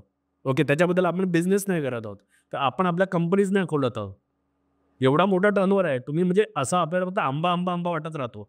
अरे पण तो आंबा म्हणजे जेव्हा शेतकऱ्याच्या हातामध्ये समजा आंबा विकल्यानंतर 10 लाख रुपये येत असतील, पण त्याच्यातले तो 5-6 लाख रुपये जर त्या औषधांमध्येच घालवणार असेल आणि त्या औषधामधून 5-6 लाख तो कोकणातून, सिंधुदुर्ग जिल्ह्यातून आणि रत्नागिरी जिल्ह्यातून बाहेर निघून गेले ना.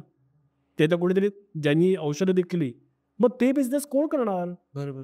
मग ते बिझनेस तुम्ही करायला गेला की तुम्ही बोलणार अरे काय हे कसले औषधांचे बिझनेस आणि हे ते. अरे बाबा तो बिझनेस तर बिझनेस आहे. आज जर आंबा बागायतदारांना गरज आहे फवारणीच्या औषधांची, त्यांना खतांची गरज आहे. खतं सगळी बाहेरून येतात. खतं आपण मॅन्युफॅक्चर करत नाही. मग ह्या बिझनेसबद्दल पण कोणीतरी काहीतरी केलं पाहिजे. So that is reason I started another channel only. तिथे या तुम्ही. तुम्हाला काय बोलायचं ते बोला. तिथे माडे वेळ आहे. माडे 10-12 मिनिटं मी दिवसातून देऊ शकतो. एखादा पर्टिक्युलर सब्जेक्ट आहे त्याच्याबद्दल मी बोलू शकतो. जसं आपण आता या पॉडकास्टवरती बोलतोय. बरोबर. तर ओके ठीक आहे. माझ्या तेवढा वेळ, कारण शेवटी मला माझा बिझनेस पण बघायचा ना. लोकांना उत्तर देत बसलो तर की माझा बिझनेस बाजूला राहिला. माझं कंटेंट क्रिएशन बाजूला राहिलं. सो माझी फर्स्ट प्रायोरिटी माझं कंटेंट क्रिएशन आहे. माझा बिझनेस आहे. प्लस मी करतो ना. मी सांगतो की काय प्रॉब्लेम आहेत, कुठे अपॉर्च्युनिटीज आहेत, ज्यांना भेटतो त्यांना सांगतो की बाबा कुठे तुम्ही टुरिझमचा बिझनेस केला पाहिजे. मी स्पेसिफिक व्हिडिओ बनवलेले आहेत प्रगत लोके टॉक्सवरती आता, की बाबा कुठे टुरिझमच्या अपॉर्च्युनिटीज आहेत. तुम्ही कसा बिझनेस सेटअप केला पाहिजे. आधी जाऊन डायरेक्ट जागा विकत घेऊ नका. ओके, तुम्ही जागा लीजवरती घ्या ना. आज कर्जतमध्ये माझे जे दोन्ही फार्म हाऊस आणि हे आहे विला आहे, तो का मी विकत नाही घेतला आहे. एवढे पैसे नाहीत माझे. मी तो लीजवरती घेतला आहे. तो लीजवरती घेऊन चालवून तर बघा. राईट. आणि तुम्हाला चालून बघितल्यानंतर कळेल बाबा की बाबा तुम्हाला खरोखर आहे का. कारण लोक असं जोशमध्ये येतात, अरे आम्ही कोकणात जाऊन सेटल होणार. एका वर्षानंतर हवा सगळी बाहेर पडते आणि सगळे धरून मुंबईला येतात. राईट. ओके, किंवा जाऊन घर वगैरे बांधतात. एक जनरेशन घर बांधते, पण मुलांना काय तिकडे जायचं नसतं. मग ती प्रॉपर्टी विकायला येते. मग ती प्रॉपर्टी प्रगत लोकांनी चॅनलवरती प्रमोट केली की विकाय. त्यांच्या मागे रिझन काय ते माहितीच नाही की मुलांना जाण्यात इंटरेस्टच नाही आहे. आता आपटे म्हणून एक खूप चांगले कपल आहे. ओके, तर त्यांनी खूप मोठी अशी जागा घेतली आहे एकर्समध्ये. त्याच्यात त्यांनी रतांब्याची झाडं लावली. त्यांचा ब्रँड क्रिएट केला. त्यांनी रतांब्याचं तर प्रोडक्शन करतात. कोकम आगळ, तो कोकमाचा कोकम सरबत वगैरे खूप चांगलं काम करतात. पण त्यांचा एक मुलगा US ला आहे, एक मुलगी पुण्याला आहे IT मध्ये. त्या दोघांना पण ते त्यांचे जॉब सोडून नाही होऊ शकत. So what they will do. मग ते काय म्हणतात, अरे प्रगत कुठेतरी चांगलाच माणूस बघ ज्याला या बिझनेसमध्ये इंटरेस्ट आहे, तर त्याची तू मला सांगड घालून दिलीस तर चांगलं आहे. सो आता ते मी रिअल इस्टेट थ्रू करू शकतो. मी त्याचा व्हिडिओ बनवलेला. त्याच्या पण जाऊन तुम्ही विकत नसणार, अरे कोकण विकताय अरे या ना तुम्ही या, ते जागा घ्या विकत. ती तुम्ही बिझनेस टेक ओव्हर करा. तुम्ही तो कोकमाचा बिझनेस करा ना. पण तुम्हाला करायचं नाही आहे. ओके, सो बोलणं जर का बरंच आहे. Okay, yes yes.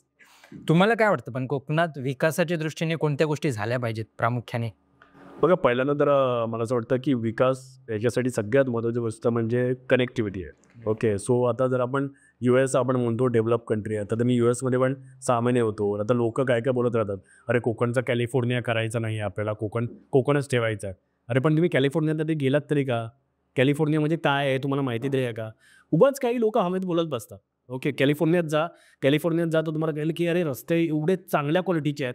म्हणजे जर कॅलिफोर्नियातली 2 प्रमुख शहरं, एक सॅन फ्रान्सिस्को आणि लॉस एंजेलिस. ओके, याच्यामधलं अंतर किती असेल? एक 600 ते 700 किलोमीटर आहे, पण तुम्ही 7 तासात पोहोचता. म्हणजे 100 किलोमीटरच्या वेगाने तुम्ही एखाद्या ठिकाणून दुसऱ्या ठिकाणी जाऊ शकता. आज आपली गावं आहेत कितीला? आज तळकोकण म्हटलं तर 500 किलोमीटरपेक्षा जास्त नाही. मुंबई ते गोवा अंतर 500 किलोमीटर आहे. म्हणजे आपण किती तासात गेलो पाहिजे? 5 तासात गेलो पाहिजे. आज 14 वर्ष आपला रस्ता तसाच आहे. ओके, आपण आज पण 12-12 तास जातो. आज याच्यामध्ये म्हणजे किती छोट्या-छोट्या गोष्टी आहेत की आज मी आंबाचा बिझनेस करतो. त्याच्यामुळे मला दिसतं की यार जो आंबा देवगडमधून निघतो, तो कधी-कधी खराब होतो. कारण का? रस्ता खराब आहे. रस्ता खराब आहे. तो आदळत आपट देवगडचा आंबा येणार. प्लस त्याला जरा वेळ लागणार जेवढा ट्रान्सपोर्टेशनमध्ये, तेवढं तो खराब होण्याची शक्यता आहे. सो पहिल्यांदा तर कनेक्टिव्हिटी आहे. Okay, roads. आणि काही लोक आता अरे हा रोडचा आता हा म्हणजे हायवे आपण बोलूच शकत नाही. ओके, मुंबई गोवा हायवे आहे तो. कारण आता आपण एक्सप्रेसवेने आपण प्रवास करतो. त्याच्यावरती कसं आहे, प्रॉपर बॅरिकेडिंग आहे. गावाच्या बाहेरून रस्ते गेले आहेत. आता हे हा जुनाच रस्ता होता, त्याला त्यांनी एक्सपांड केला. ओके, त्याला प्रॉपर असं काही विजन ठेवून तो काय हायवे बनवलेला नाही आहे. आता अजून एक हायवे बोलतात, ग्रीनफील्ड हायवे आणि एक कोस्टल हायवे. तर त्यावेळी तरी आय होप सो की प्रॉपर तो गावाच्या बाहेरून असेल. कारण आता जे पण नॉर्थमध्ये जे पण रस्ते झालेले आहेत, तर ते गावांच्या बाहेरून झालेले आहेत. तर गाडी एकदम सुसाट निघून जाते त्याच्यातून. ओके, तर तुम्ही अशा ठिकाणावरून रस्ते काढलेत. उद्या कोस्टल हायवे झाला किंवा ग्रीनफील्ड हायवे झाला, नथिंग लाईक इट. कनेक्टिव्हिटी म्हणाल तर दुसरं म्हणजे ती आपली रोडची एक झाली, पण दुसरं म्हणजे वॉटरची कनेक्टिव्हिटी. आज आपण युरोपमध्ये जातो तेव्हा काय? आज युरोपमध्ये जे भारतीय जातात फिरायला, त्यांना सगळ्यात जास्त काय आवडतं? तो क्रूज राईड्स. ते युरोप एक्सप्लोर करतात क्रूजमधून. आमची बोट 1980च्या दशकामध्ये जी बंद झाली, ती बंदच झाली. आणि जर तुम्ही गडकरी साहेबांना फॉलो करता, ओके, तर तुम्ही ऐकता ना की बाबा रोड आणि ट्रेन ह्याच्यापेक्षा सुद्धा ट्रान्सपोर्टेशन जे कमी खर्चिक आहे, तर ते वॉटर ट्रान्सपोर्टेशन. ओके, पाण्यामधून जे ट्रान्सपोर्टेशन चालतं, ओके, ते खूप स्वस्त पडतं. उद्या पाण्यामधून जर बोटीमधून जर माल इकडे मुंबईला येतं, तर तो खूप स्वस्तात येणार. ओके, आणि त्याच्याशिवाय टुरिझमला किती मोठा त्याच्यामधून टुरिझमला किती मोठ्या प्रमाणात वाव मिळेल. सेम थिंग ट्रेन आहे. ट्रेनची कनेक्टिव्हिटी वाढली पाहिजे. दुपत्री झाला पाहिजे हल्ला ट्रेनचा. फ्लाईटचा पण आता बोलूया नको, कारण चिपी एअरपोर्टची काय अवस्था आपल्याला माहिती आहे. सिंधुदुर्ग जिल्ह्यावासी जरा मोपाने येत आहेत, पण रत्नागिरी जिल्ह्याला आज पण एअरपोर्ट नाही आहे. सो मेन तर कनेक्टिव्हिटी आहे, पण त्याच्याशिवाय सुद्धा जो माइंडसेट आहे, ओके, सो मला असं वाटतं माइंडसेट हा खूप महत्त्वाचा आहे. आता कोकणातल्या लोकांनी माइंडसेट त्याचा चेंज केला पाहिजे. तर त्यांनी एंटरप्रिनरशिप याचा विचार केला पाहिजे, की बाबा आपण कशाप्रकारे कोकणामध्ये बिझनेसेस डेव्हलप करू शकतो आणि सस्टेनेबल बिझनेसेस, सस्टेनेबल लाईफस्टाईल पण त्याच्याबरोबर सस्टेनेबल बिझनेसेस डेव्हलप केले पाहिजेत. आणि असा तुटपुंजा विचार का करायचा मला कळत नाही. ओके, म्हणजे ते पु ल देशपांड्यांच्या नेहमीच पुस्तकामधून आलेलं आहे, की कोकणी माणूस असा एकदम थोडा आपला समाधानी आहे वगैरे. मी म्हणतो कोकणी माणसाने समाधानी राहून बरीच वर्ष झाली. त्याने आता असमाधानी राहायला पाहिजे. ओके, आपण कोकणापुरता नवीन विचार का करायचा? कारण कोकणामध्ये जर एखादा प्रोडक्ट आहे, आता कालच माझी एक मीटिंग झाली KW मॅरेटला. तर त्या जे समोरची माणसं होती त्यांना कोकणामध्ये इंटरेस्ट होता. ओके, पण त्यांना कोकम हे महाराष्ट्रात विकायचंच नव्हतं. त्यांना ते दुबईला घेऊन जायचं आहे कोकम सरबत, किंवा ते नॉर्थच्या पट्ट्यामध्ये विकायचं. सो आपण असा का नाही विचार करत, की आपल्याकडे ज्या इंडस्ट्रीज आहेत किंवा जे प्रोडक्ट्स आहेत किंवा अशा प्रकारचे बिझनेसेस आणू, जे कुठेतरी जगभर जाते. ओके, एक मोठी इंटरनॅशनल कंपनी फॉर्म होईल. आज आपण अदानींना शिव्या घालू किंवा अंबानींना शिव्या घालू, पण आज ते गुजरातच्या मातीतून निघालेले आहेत मुंबईत राहतात. मुंबईमध्ये पण त्यांचं कॉन्ट्रिब्युशन आहे. पण आज त्यांनी त्यांची जी बिझनेसेस आहेत, तर ते गुजरातच्या बाहेर घेऊन गेलेत, महाराष्ट्राच्या बाहेर घेऊन गेलेत. ते जगभर झाले आहेत. आज अदानीच्या खाणी ऑस्ट्रेलियामध्ये पण आहेत आणि साऊथ आफ्रिकेमध्ये आहेत. तर त्या अनुषंगाने आपण तसे विचार केले पाहिजे. आपण माइंडसेटचा विचार केला पाहिजे, की आपण म्हणजे एखादी हॉस्पिटॅलिटी कंपनी स्टार्ट केली किंवा रिअल इस्टेट कंपनी स्टार्ट केली. ती अशी का नाही आपण विचार करू शकत, की बाबा अशी रिअल इस्टेट कंपनी आता तरी मी कोकणातून स्टार्ट करेन, पण ती उद्या जगामध्ये काम करेल. म्हणजे सो त्या माइंडसेटने जर तुम्ही काम केलात, ते सगळ्यात जास्त महत्त्वाचं आहे कोकणच्या डेव्हलपमेंट. आणि त्यातून मग प्रत्येकाला वेगवेगळे मार्ग सुचतील. ओके, आज मी या क्षेत्रामध्ये मला जसं जमतं, मला जसं कळतं, त्या अनुषंगाने मी वेगवेगळे बिझनेस डेव्हलप करतोय. कोणतरी येईल तो वेगळाच काहीतरी बिझनेस काढेल. ओके, आणि जरुरी नाही आहे की प्रत्येकाने फक्त ॲग्रिकल्चर रिलेटेड बिझनेस केले पाहिजे. ओके, सो बघा सर्व्हिस रिलेटेड बिझनेस करायला काय प्रॉब्लेम आहे? उद्या जर IT पुण्यामध्ये क्रिएट होऊ शकते, तर ते रत्नागिरीला का नाही क्रिएट होऊ शकत? उद्या जर रत्नागिरी आहे कितीला मुंबईपासून? Okay, hardly 200-250 kilometre. जर रस्ता चांगला झाला तर 2.5 तासामध्ये तुम्ही मुंबईतून तुम्ही रत्नागिरीला येऊ शकता. खूप चांगलं मोठं शहर आहे. त्याच्या आजूबाजूला प्रचंड जागा आहे. का नाही IT कंपनीज तिकडे येऊ शकत? का नाही मॅन्युफॅक्चरिंग रिलेटेड कंपनीज तिथे येऊ शकत? मॅन्युफॅक्चरिंग म्हणजे मी असं म्हणत नाही, की बघा मी पण जो रिफायनरीच्या वेळी पण जो मुद्दा घेतला आहे, ते म्हणत होतो, की यार ओव्हरऑल डेव्हलपमेंट तर करा. ओके, बाकीचे डेव्हलपमेंट लागले तर असे हे प्रोजेक्ट आपल्यावरती लादले जाणार. ओके, आणि मग उद्या त्याच्यामध्ये दुसरा पण हा मुद्दा तर, की देशासाठीचा गरज आहे. देशासाठी एक कोणाला मरायला आवडत नाहीत, पण सैनिक शेवटी देशासाठी मरायला जातोच ना. ओके, तो त्याचा मृत्यू होतो ना त्याचा तिथे सीमेवरती. मग आपला लॉस आहे ना त्याच्यामध्ये. ओके, मग देशासाठी एखाद्या गोष्टीची गरज आहे ना, तर ती करणं आवश्यक आहे. त्यावेळी मग आपण जे लोकल इंटरेस्ट आहेत ते बाजूला ठेवले पाहिजे. ओके, पण ते प्रोजेक्ट वगैरे जाऊ दे बाजूला, पण आधी manufacturing related, service related projects हे कोकणामध्ये आले पाहिजे. तर त्याचं पण आपण स्वागत केलं पाहिजे. त्याच्यासाठी जे बेसिक इन्फ्रास्ट्रक्चर आहे ते डेव्हलप झालं पाहिजे. आज आपल्या सिटीजची अवस्था काय आहे? ओके, सिंधुदुर्ग जिल्ह्याचं पॉप्युलेशन किती आहे? 8 लाख पण नाही. ओके, म्हणजे नावाला फक्त 8 लाख आहे, पण त्यातले राहतात किती लोकं? त्यातले 2 लाख तरुण असतील, तर ते सगळे मुंबईला आले. नावाला फक्त त्यांचा आधार कार्ड गावाला आहे. सगळी म्हातारी माणसं आहेत. मग का कोणी तिथे जाऊन बिझनेस सेटअप करणार आहे मॅन्युफॅक्चरिंग रिलेटेड, सर्व्हिस रिलेटेड? आज सिंधुदुर्ग जिल्ह्यामध्ये कुठे आहेत? म्हणजे मूव्ही थिएटरच नाही आहेत. आता सावंतवाडीला एक छोटी मल्टिप्लेक्स झालेत. का तिकडे कोण मल्टिप्लेक्स टाकणार नाही, तिथे कोण डीमार्ट टाकणार नाही. कारण आपण एक जी Tier 2 सिटी म्हणतो, ज्याची एक पॉप्युलेशन 50,000 to 1,00,000च्या आसपास असली पाहिजे. सो अशी Tier 2 सिटीज आज सिंधुदुर्ग जिल्ह्यामध्ये किती आहे? 0. अच्छा.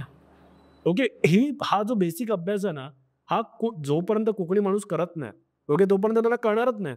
कारण जोपर्यंत गावातली जी मुलं आहेत, ओके, तिथे गाव सोडणारच आहेत. कारण गावातल्या मुलींना गावात राहायचं नाहीये. कारण त्यांना ज्या एक फॅसिलिटीज हव्या आहेत, ज्या बेसिक लाईफस्टाईल हवी आहे, ती त्यांना गावामध्ये मिळतच नाही. सिंधुदुर्ग जिल्ह्यामध्येच मिळत नाही. त्यांना मुंबईचा रस्ता धरावा लागतो. बरोबर. पण जर सिंधुदुर्ग जिल्ह्यामध्ये ॲटलीस्ट एक 2 ते 3 सिटीज ज्या Tier 2 सिटीज आहेत, ज्या डेव्हलप झाल्या, ज्याची पॉप्युलेशन 50,000 आहे, ऑब्व्हियसली तिथे डीमार्ट येणार. ऑब्व्हियसली तिथे एक मॉल येणार. ऑब्व्हियसली तिथे एक मल्टिप्लेक्स येणार. ऑब्व्हियसली तिथे ब्रँड येणार वेगवेगळे. ते सेटअप होणार. आणि मग जर मला कणकवलीमध्ये मिळतंय, तर मी कशाला मुंबईला येऊ मग? मग मी राहतो ना, मी आचऱ्यामध्येच. मी आचरेहून कणकवलीला अपडाऊन करेन ना, मी तासाभरामध्ये जाईन ना. But then we need those big cities also. आज कणकवलीची पॉप्युलेशन किती आहे? 13,000 14,000. ते पण लोक आता किती लोक आहेत त्याच्यामध्ये पण किती बाहेरची लोक आहेत हे सांगायची गरज नाही आहे. कुडाची पॉप्युलेशन किती असेल? 13-14,000. मालवणची पॉप्युलेशन किती आहे? 6-7,000. देवगडची पॉप्युलेशन 5,000 आहे. हे आपल्या मेजर सिटीज आहेत. आणि मेजर सिटीजचं इन्फ्रास्ट्रक्चर काय आहे? आज मेजर सिटीजमध्ये प्रत्येक ठिकाणी जागेचे एक रेट असतात ना, त्यानुसार बिल्डिंग बांधली तर लोक बिल्डिंगमध्ये राहायला जाणार ना, कारण बंगला बांधून त्यांना परवडणार नाही आहे. हार्ट ऑफ द सिटीमध्ये बिल्डिंग बांधली एखाद्या डेव्हलपरनी, आपल्या मराठी डेव्हलपरनी. आपण त्याचे व्हिडिओ बनवून, अरे कोकणामध्ये तुम्ही सगळ्या स्लॅबचं करताय. अरे हिशोब तर बघा, ती सिटी आहे, त्या सिटीमध्ये तुम्ही बिल्डिंग बनवा ना. आपल्या सिटीज आपण चांगल्या प्रॉपर डेव्हलप करूया ना. जर कुठे कणकवली, कुडाळ, सावंतवाडी या जर सिटीज चांगल्या प्रकारे डेव्हलप झाल्या, तिथे एक चांगलं इन्फ्रास्ट्रक्चर डेव्हलप झालं, तर कुठे तिथे येते ना मॅन्युफॅक्चरिंगची जॉब, सर्व्हिस रिलेटेड जॉब. कोणाला नाही आवडणार आहे कोकणातल्या मुलांना, की बाबा मी आचराला राहतोय, मी माझी शेती पण सांभाळतोय आणि मी जाऊन 9 to 5 जॉब पण करून येतोय, Monday to Friday, Saturday Sunday बी माझ्या शेतावरती काम करतोय. सगळ्यांना आवडत, पण आज त्यांच्यासमोर तो ऑप्शन नाही आहे, कारण आपण तो ऑप्शन क्रिएटच नाही करत आहोत. राईट. आपण त्या सिटीज पण डेव्हलप केल्या पाहिजे. जो विजन म्हणजे एक ओव्हरऑल विजन असणं आवश्यक आहे. आपण असं काय काय जण म्हणतात, अरे नाही ना सिंधुदुर्ग जिल्हा पर्यटन जिल्हा आहे. अरे पर्यटन जिल्हा आहे, पण पर्यटन जिल्हा आहे कुठे? पण तो म्हणजे फक्त पॉकेट्समध्ये आहे. मालवण, तारकर्ली, देवबाग इथलं इथे पर्यटन संपतं. बरोबर. बाकी ठिकाणचं पर्यटन हे सस्टेनेबल नाही आहे बिझनेस वाईज. ओके, मग नुसतं पर्यटन म्हणून करणार काय? आपण ओव्हरऑल विकास कसा करणार आपल्या कोकणाचा? ओके, रत्नागिरी आणि सिंधुदुर्गचा वेगळा असला पाहिजे असं मला असं वाटतं. आणि MMR रिजन तर हा प्रॉपरली वेगळा आहे. ओके, जेव्हा आपण रायगड जिल्हा म्हणतो, ठाणे जिल्हा म्हणतो, पालघर जिल्हा म्हणतो. ओके, सो इथे हेविली अर्बनायझेशन झालेलं आहे. तर सो तिकडची आपली जी आहे विजन आहे, तर ते अर्बनच असलं पाहिजे. रोटी. आता आपण आपल्या आयुष्यात काहीही करतो तर आपल्याला घरच्यांचा सपोर्ट खूप महत्त्वाचा असतो. आता तुम्ही जे पण करता त्यामध्ये तुमच्या घरच्यांचा किती सपोर्ट आहे आणि तुमच्या प्रत्येक बिझनेसमध्ये किंवा व्हिडिओजमध्ये बऱ्याच वेळा प्रेरणा मॅडम असतात, तर त्यांची तुम्हाला किती साथ मिळते? बघा, बिझनेस म्हटलं ना, की आपल्याला समजून गेलं की तो ना मे बी फॅमिली बिझनेसच होतो. बरोबर. ओके, कारण बिझनेसमध्ये ना एक ना कल्चर घरामध्येच क्रिएट होतं.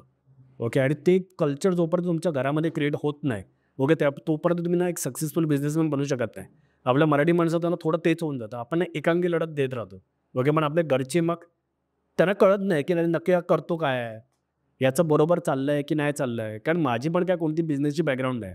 माझ्या वडिलांची जनरेशन सगळे टीचर्स आहेत आणि माझे जे भाऊ बहिणी आहेत ते सगळे IT मध्ये. अर्धे केले US ला, अर्धे आहेत मुंबईमध्ये आणि पुण्यामध्ये. सो आता मग हे सगळं होत असताना आता माझी बायको पण आली, तर ती पण आधी IT मध्येच होती. So she was working with Mahindra and Mahindra. पण जेव्हा ती माझ्याबरोबर राहून जेव्हा तिला हे बिझनेस कळायला लागले, तिने स्वतःच्या डोळ्यांनी बघितलं की like how much we can do. Okay, याच्यामध्येच आपण किती क्रिएट करू शकतो आणि याच्यातूनच आपण किती जॉब डेव्हलपमेंट क्रिएट करू शकतो. ओके, कारण आता आपल्या देशाला गरज काय? आज 3.5 ट्रिलियन इकॉनॉमी आहे आपली आणि आपण स्वप्न बघतोय 2047 साली आपण 30 ट्रिलियन इकॉनॉमी म्हणू. तर याच्यासाठी सगळ्यात महत्त्वाचं काय आहे? एम्प्लॉयमेंट वाढली पाहिजे. राईट. तुम्ही जॉब करून फायदा नाही आहे. आज जर मी बिझनेस करतोय तर डायरेक्ट एम्प्लॉयमेंट मी म्हटलं तसं 8 आहे, पण इनडायरेक्ट एम्प्लॉयमेंट जवळजवळ 20-25 आहे. तर तेवढे जॉब्स मी क्रिएट करतोय ना. तर हे सगळं तर जेव्हा ती माझ्याबरोबर फिरायला लागली जॉब करता करता, तेव्हा तिने हे बघितलं. तिला याच्यातले पोटेन्शियल्स कळले की बाबा येस, मी जॉब करते, चांगला पगार आहे मला, पण याच्यामध्ये जर मी उतरले, ह्याच्याबरोबर मी कॉन्ट्रीब्युशन केलं माझं, ओके, सो आज आपल्याकडे चांगली टीम आहे, तो आपण अजून ही गोष्ट पुढे नेऊ शकतो. सो ते तिला पण रिअलाईज झालं आणि त्यानंतर मग she quit the job, she join me. आता आम्ही दोघं मिळून करतोय. त्याच्यामुळे कसं आज प्रेशर नाही आहे. जसं मी सुरुवातीलाच बोललात ना, अरे का खूप प्रेशर आहे का, एवढं मल्टीटास्किंग, एवढं मल्टिपल बिझनेसेस नाही आहे. कारण मला माहिती आहे की चला ठीक आहे, मी आता इकडे तुमच्याबरोबर पॉडकास्टवरती गप्पा मारतोय. Prerna is taking care of the office. Okay, so ते असणं खूप आवश्यक आहे. सो प्रेरणा इज लाईक म्हणजे बॅकबोन आहे असं आपण म्हणू शकतो इंडस्ट्रीचा. कारण बघा, मी I am very good with figures, पण मला अकाउंटचा कंटाळा आहे. ओके, मी ते छोट्या छोट्या गोष्टी आहेत ना ऑपरेशन्सच्या, त्या मला करायचा कंटाळा आहे. Okay, I am very good with sales, deals, एक विजन म्हणा की पुढे काय करायचं आहे, काय करायचं आहे, की आपण कुठची इंडस्ट्री काय चालली आहे, आपण कुठे पोटेन्शियल्स आहेत, आपण इथे काम करू शकतो, तिथे काम करू शकतो. हा माझा फोर्टी आहे. प्रत्येक व्यक्तीचा एक फोर्टी असतो. पण जे छोट्या छोट्या गोष्टी आहेत अकाउंटच्या, मला बाबा त्या एक्सेल शीटवरती बसायला कंटाळा येतो. मला तुम्ही एक्सेल शीटवरती सगळा डेटा टाकून द्या. ओके, त्यानंतर मी बघतो की बाबा प्रॉफिट अँड लॉस किती आहे, टर्नओव्हर किती आहे, रेव्हेन्यू किती आहे, आपली प्रॉफिट मार्जिन किती आहे. सो त्याचा अभ्यास करून, पण मी एक्सेल शीटवरती डेटा टाकू शकत नाही. So somebody need to do that work. So प्रेरणाची ती रिस्पॉन्सिबिलिटी आहे. ओके, सो तो एक नेहमीच राहिला आहे. आणि सुरुवातीला बघा माझे आई-वडील हे असं म्हणत नाही आहेत, की खूप सपोर्टिव्ह होते असं नाही. कारण मी पण अभ्यासात हुशार होतो. आता माझी बहीण यूएसला आहे. Okay. So she is working with lot of IT companies चांगल्या-चांगल्या यूएसमधनं. सो माझ्या आई-वडिलांचे पण एक्सपेक्टेशन होत्या, की मुलगा हुशार आहे, सायन्सला गेला आहे, की त्याने इंजिनिअर बनावा, अब्रॉडला जावा. ओके. पण जसं मी तुम्हाला म्हटलं, की मला इंटरेस्ट होता त्या गोष्टीमध्ये. सो त्यामुळे तो एक काळ गेला मधला. ओके. ज्यावेळी माझ्या आई-वडिलांना असं वाटत, अरे नक्की करतोय काय? करतोय काय? आणि आता एक आहे चांगली गोष्ट आहे, की आता फेम पण आहे. जेव्हा आता आम्ही कुठे पण रेस्टॉरंटला जातो, फिरायला जातो किंवा लोकं येऊन भेटतात किंवा आई जरी एकटी जात असली, वडील जरी एकटे फिरत असले, तरी ते अरे हां, प्रगत लोकांचे वडील ना, प्रगत लोकांची आई ना. अच्छा. ओके. सो ते त्यांना मग आनंद होतो. मग ते बघा ते तुम्हाला स्ट्रगल करावं लागणार थोडंफार. आज त्यांचा पूर्ण विश्वास आहे. आज त्यांचा पूर्ण बॅकिंग आहे. बिझनेसला अरे हे करतोय, ते करतोय, कसं करतोय, काय करतोय, तुला काय मदत लागणार आहे का? सो त्यासाठी तुम्हाला थोडा जनरेशनल गॅप आहे ना, त्याच्यावरती तुम्हाला थोडं काम करावं लागेल. आज तो अचीव्ह केलाय. सो आज आई-वडिलांना पूर्ण सपोर्ट आहे. बायको तर बिझनेसमध्येच आहे. ओके. सो त्याच्याबद्दल म्हणजे फॅमिलीच्या दृष्टीने ऑल ओके. आता आपण शेवटचं एक रॅपिड फायर राऊंड घेऊया. तुमचं आवडतं कोकणातील ठिकाण? माझं गाव मिडबाव. ओके. तुमच्या आयुष्यातील सर्वात मोठी प्रेरणा कोण? ब्रेड. प्रेरणा मॅडम यांना एका शब्दात त्यांचं कसं वर्णन कराल? एनर्जेटिक. तुमचा आवडता कोकणातील पदार्थ? मासे अजून काय? उद्योजक म्हणून यशस्वी होण्याचा एक मंत्र? Mindset. Mindset. What is your definition of success? Ambition. Okay. One thing that people don't know about you? तुम्ही खूप अभ्यासू आहे. आणि म्हणजे जे पर्यटक कोकणात फिरायला येतात त्यांना बघण्यासाठी अशी कोणती डेस्टिनेशन्स आहेत, 3 डेस्टिनेशन ते तुम्ही सजेस्ट कराल? बघा एक तर तुम्ही नेहमी मालवण तारखेला देवबागला जाता तिथं जाच, पण तुम्ही देवगडला पण फिरायला या. आणि त्याच्याशिवाय तुम्ही रत्नागिरीचा जो पट्टा आहे आपला रत्नागिरी गणपतीपुळे त्याच्या आजूबाजूला पण बघण्यासारखी छोटी छोटी बरीच ठिकाण ओके ते तुमच्या माझ्या चॅनलवर पण दिसतील. तिथे जाऊन तुम्ही ती बघू शकता. अच्छा. Where you see your self after 5 years? As a entrepreneur, full time entrepreneur. Okay. So content creation will be taken care of my company. Okay. So मला असं वाटत नाही की मी आयुष्यभर कॉन्टेंट क्रिएशन करू शकतो. मी बिहाइंड द कॅमेरा राहून नेहमीच काम केलं तसंच मी काम करत राहीन. But may be there will be another faces who will creating content for my company. Okay. आणि मला मागे राहून काम करायला नक्कीच आवडेल. Thank you so much. थँक्यू. खूप गोष्टी शिकता आल्या, समजल्या. खूप बरं वाटलं तुमच्याशी बोलून. तुम्हाला तुमच्या पुढील वाटचालीसाठी आमच्या टीमकडून खूप साऱ्या शुभेच्छा. Thank you so much.